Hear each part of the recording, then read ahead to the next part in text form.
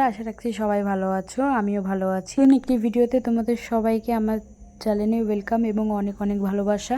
তো গাইস চলো তোমরা ভিডিওটি দেখো, আশা রাখছি অনেক ভালো লাগবে। সকাল সকাল ঘুম থেকে উঠে জানলাগুলো খুলে দিচ্ছি। অনেক রোদ্দুর উঠে গেছে সকাল সকাল। আজকে মনে হচ্ছে বিশাল পরিমাণে গরম পড়বে। তো দেখো জানলাগুলো আমি প্রথমে খুলে নেব। আর ওদিকে ও তো ঘুমিয়ে রয়েছে। আজকে অনেক সকাল সকাল ওঠা হয়েছে, কিন্তু কি তবু রোদ্দুরটা সকাল থেকে উঠে গেছে। তো যাই হোক, রোদ্দুর তো উঠবেই। তো চলো আজকের দিনটিও আমি শুরু করছি। তো প্রথমেই যাব মন্দিরে।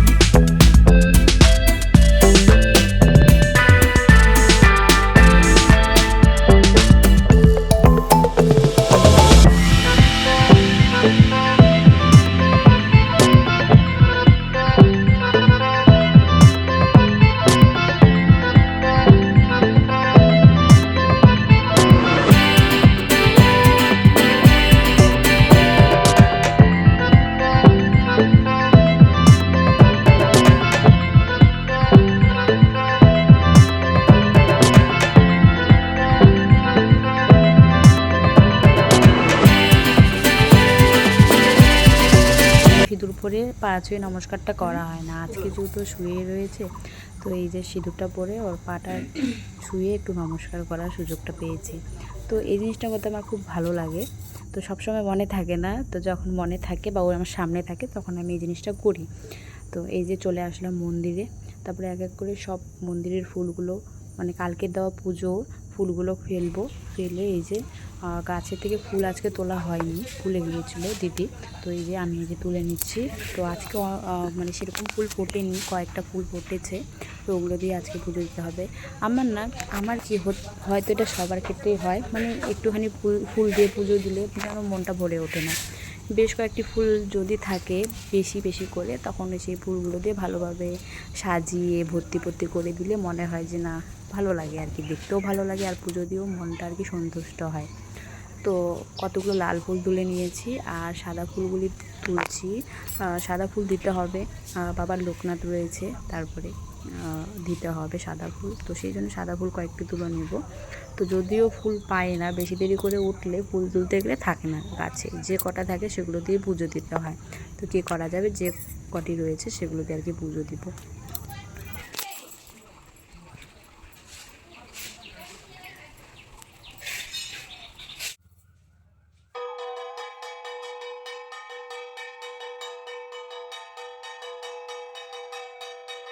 তো মন্দিরের পুজো দেওয়ার পর ঘরের পুজোটা দেব। তো মন্দিরের পুজোটা আমি সবার প্রথমে দিয়ে দিই, কারণ রোদ্দুর উঠে যায়, তো রোদ্দুর তাপটা পুরোপুরি আর কি মন্দিরের মধ্যে পড়ে, সেই জন্য মন্দিরের পুজোটা দিয়ে তারপরে ঘরের পুজোটা দিই। তো এই যে আমার ঘরের পুজোটা দেওয়া হয়ে গেছে। দেখো তো কেমন লাগছে আমার বাবা লোকনাথ আর মা লক্ষ্মীকে। খুব ভালো লাগছে তাই না? আসলে ফুল এতটুকুই ছিল, যদি আরও বেশি বেশি থাকতো না আরও বেশি বেশি করে বাড়িতে 3-4 জন রয়েছি, তো সবার জন্য চা করে নিয়ে আসলাম। তো ওদিকে দিদি আর মা খাচ্ছে, আর এদিকে বর উঠে ব্রাশ করলো, তো এদিকে ওর চা নিয়ে আসলাম আর আমারটা। আর এদিকে ঝুড়ি ভাজা এনেছিল বাবা কালকে রাত্রেবেলা, তো এই ঝুড়ি ভাজা আর এই যে মুড়ির মধ্যে দিয়ে চা দিয়ে খাওয়া হচ্ছে আর কি। ওদিকে বড়মশাইকে দিয়েছি আর এদিকে আমি খাচ্ছিলাম। চাটা আমাদের একটু দেরি করে খাওয়া হয়, যেহেতু ও একটু দেরি করে ওঠে, তো ওঠার পর একবারে চা বানানো হয়। তো একা একা খাবো কেমন লাগে, সেই জন্য ও উঠে তারপরে একসাথে দুজনেই খাই। ওদিকে মাও খাচ্ছিল। এদিকে হঠাৎ করে ফোন আসলো দাদার, এদিকে আমার বরমশাইও চলে যাবে কাজে, ওরও সময় হয়ে গেছে, দাদা বললো যেতে হবে একটা কাজে, সেই জন্য আমিও ফটাফট করে রেডি হয়ে বেরিয়ে গেলাম। এই যে হাতে আমার কিছু ডকুমেন্টস দেখতে পাচ্ছ, এগুলোর ভিতরে ডকুমেন্টস রয়েছে, ওগুলো নিয়ে আমি যাব একটা কাজে। ও যেহেতু ওদিক দিয়ে যাবে, তো আমারও ওদিকেই যেতে হবে যে দিক দিয়ে আমার বর যাবে। তো ওই দিক দিয়ে আমি বললাম যে আমাকে একটু নামিয়ে দিও, তো ও বললো ফটাফট তাহলে রেডি হয়ে নাও, দেরি করলে কিন্তু চলবে না। তো আমি কোনো রকমভাবে যেরকম সিঁদুর পরা ছিল ওই রকমভাবে আমি বেরিয়ে পড়েছি, কারণ খুব লেট হয়ে গেছিলো, আর হঠাৎ করে যেহেতু ফোনটা এসে যেতে হবে, তার জন্য ঠাকুরের নাম নিয়ে বেরোচ্ছি। যদিও পুরো রাস্তাটা আমার সঙ্গে যেতে পারবে না, ওই অর্ধেক রাস্তা আমাকে নামিয়ে দেবে, আমি যাব অন্য সাইডে আর ও যাবে কাজে। তো এই যে যেতে যেতে এই রাস্তার দৃশ্যটা আমার ভালো লাগলো বেশ, চারিদিকে গাছ আর হালকা হালকা রোদ্দু দেখা যাচ্ছে ভেতর থেকে, মানে গাড়ির ভেতর থেকে, ভালো লাগলো, সেই জন্য তোমাদের সঙ্গে একটু ভিডিও করে শেয়ার করলাম। তারপরে তো আমাকে অর্ধেক রাস্তাতে নামিয়ে দিল, ওখান থেকে আমি ডাইরেক্ট টোটোতে উঠলাম, টোটো ধরে যাব হচ্ছে ডাইরেক্ট দাদার বাড়িতে। তো সেই জন্য টোটোতে উঠে পড়লাম। তো দাদার বাড়িতে গিয়ে একটু লেট করা হয়নি, সাথে সাথে বেরিয়ে পড়া হয়েছে।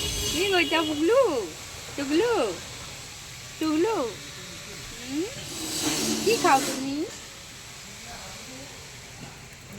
বাবা কোথায় যাবা তুমি এখন? কোথায় যাবা? কি খাও তুমি বাবা?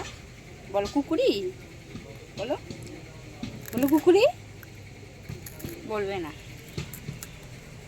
ওই যে একটা বাচ্চা দেখতে পেলে, সেটা আমার দাদার ছেলে। আর এদিকে দেখো আমরা বসে যাচ্ছি, তো আমাদের কাজের দিকে আর কি রওনা হচ্ছিলাম। আর রাস্তার ধারে খুব সুন্দর একটা পাহাড়ের দৃশ্য দেখা গেল, ভীষণ ভালো লাগছিল। তো এদিকের ওয়েদারটাই মানে গরম না আবার ঠান্ডাও না, এরকম একটা ভালো ওয়েদার ছিল, আর দেখতে বেশ ভালো লাগছিলো পাহাড়ের এই জায়গাটা। তো তোমাদের কেমন লাগছে গাইজ? যদি ভালো লাগে অবশ্যই বলো কমেন্টে, আমার তো ভীষণ ভালো লাগছিলো, সেই জন্য শেয়ার করলাম তোমাদের সঙ্গে। তারপরে আমাদের কাজটা সেরে তারপরে কিছু খাওয়ার জন্য এখানে দাঁড়ালাম, যেহেতু সকালবেলা চা খেয়ে বেরোনো হয়েছে, সেমন কিছু খাওয়া হয়নি। তো এখানে কিছু খেয়ে তারপরে চলে আসলাম এই যে দোকানটার মধ্যে। সবাই মিলে প্ল্যান করলাম যে ঝোল তুপ্পা খাবো। ঝোল তুপ্পাটা না দাদারও ভালো লাগে, বৌদিরও ভালো লাগে, আমারও ভালো লাগে, তো সবারই যেহেতু ভালো লাগে, একই পছন্দ, তো সবার জন্য ঝোল তুপ্পা নিয়ে নেওয়া হয়েছে। দেখতে তো বেশ টেস্টি লাগছিল, আর খেতে তারও বেশি ভালো লাগছিল। তো এই দেখো গাইস, আমিও ফটাফট করে খেয়ে নেব, খেয়ে নিয়ে আবার বেরোতে হবে। তো কাজটা আমাদের সারা হয়ে গেছে, এটা যাওয়ার পথে। তো যাওয়ার পথে এই যে এটাই খাওয়া হবে, আর সেরকম খাওয়া হয়নি। যাওয়ার পথে টোটোর চার্জ শেষ হয়ে গেছিলো, চার্জ দেওয়া হয়েছে। তো গাইস আমি আর ভিডিওটা বড় করতে পারিনি, এখানে ভিডিওটা রাখছি। তোমাদের যদি ভালো লাগে অবশ্যই লাইক কমেন্ট শেয়ার করো, আমার চ্যানেলটাকে সাবস্ক্রাইব করতে ভুলো না। আর হ্যাঁ, দেখা হচ্ছে নতুন একটি ভিডিওর সঙ্গে। সবাই সুস্থ থেকো, ভালো থেকো, এই কামনা করে আজকের ভিডিওটা আমি এখানে শেষ করছি।